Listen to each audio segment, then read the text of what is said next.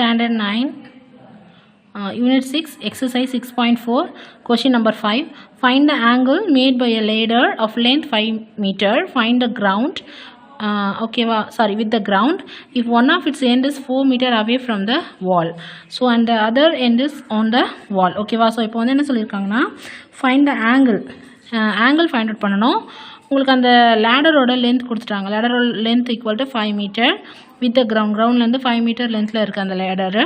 And one end வந்து அதோட வால்லேருந்து 4 metre அவையில் இருக்குது. இப்போ நீங்கள் இதுக்கு வந்து ஒரு டயக்ராம் வரைஞ்சிங்கன்னா உங்களுக்கு புரியும்.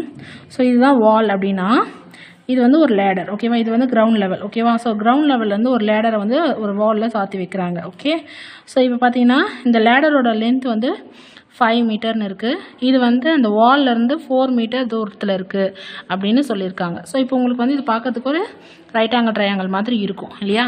ஸோ இப்போ ரைட் ஆங்கிள் ட்ரையாங்கிள்னாவே நம்ம இது வந்து ஹைப்போடெனியஸ்னு எடுத்துப்போம். இது வந்து ஆங்கிள் அப்படின்னும் போது இது ஆப்போசிட்டு அண்ட் தென் இது வந்து அட்ஜசன்ட். ஓகேவா, இப்போது நமக்கு அட்ஜசன்ட் வேல்யூ தெரியும், ஹைப்போடெனியஸ் வேல்யூ தெரியும். ஸோ அப்போ நம்ம என்ன ரேஷியோ யூஸ் பண்ணுவோம்? அட்ஜசன்ட் ஹைப்போடெனியஸ் ரிலேட் ஆகக்கூடிய ரேஷியோ வந்து காஸ் இல்லையா.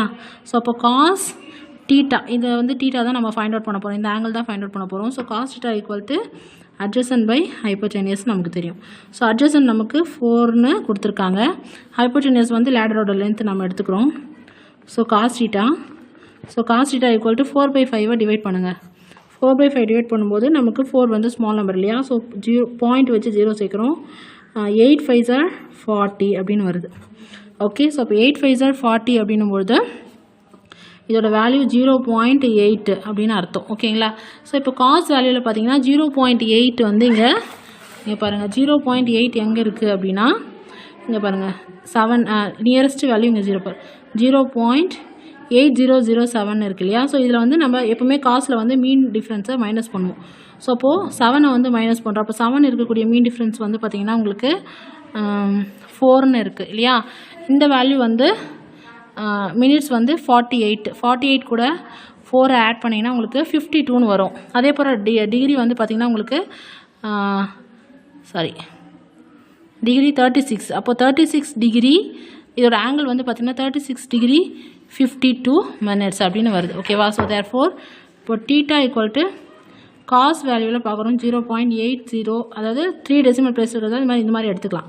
ஸோ இப்போ 800 வேல்யூ எந்த வேல்யூவில் இருக்குன்னா 36 டிகிரி அண்ட் தென் 52 மினிட்ஸில் வந்து இதோட வேல்யூஸ் இருக்குது. ஓகேவா. ஸோ 36 டிகிரி 52 மினிட்ஸில் நமக்கு இந்த டீட்டாவோட வேல்யூ கிடச்சிருக்கு. ஓகேவா. ஸோ அப்போ உங்களுக்கு therefore theta equal to 36 degree 52 minutes.